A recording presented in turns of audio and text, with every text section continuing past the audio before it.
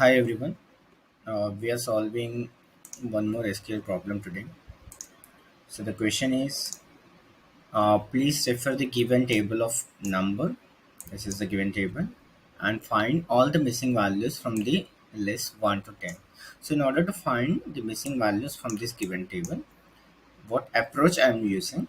I am creating a number list using a recursive CTE concept and joining this table using a left join on the numbers to find out the missing values. So this is we going to be look like in this order.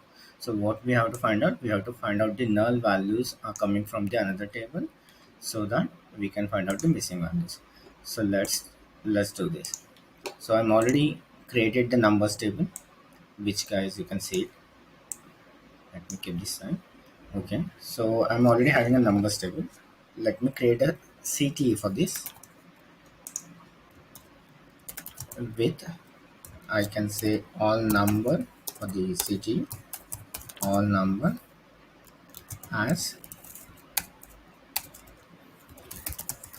So if you don't know how city work, I have already created a video on that city. You can go ahead and refer the city video first, then you can come back in this video and watch the video. Okay. Select one as n. I'm putting in union all operation and selecting n plus one from, so this has to be coming from CTE now, right? CTE, and putting a condition where n value is less than 10. Okay, and I'm selecting from the CTE, select star from the CTE.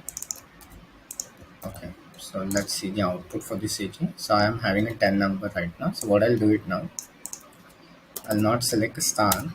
What I'll do it, I'll select,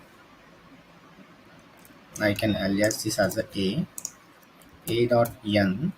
From this left join on number, that is p. So I'm using a keyword using, okay, using n. So what should be my where condition? Where condition should be b dot n is null. Okay, so in order to get the missing values, so I can alias this as missing number. So let's run this and find out the missing values. So these are the missing values. Thank you guys, thanks for the watching.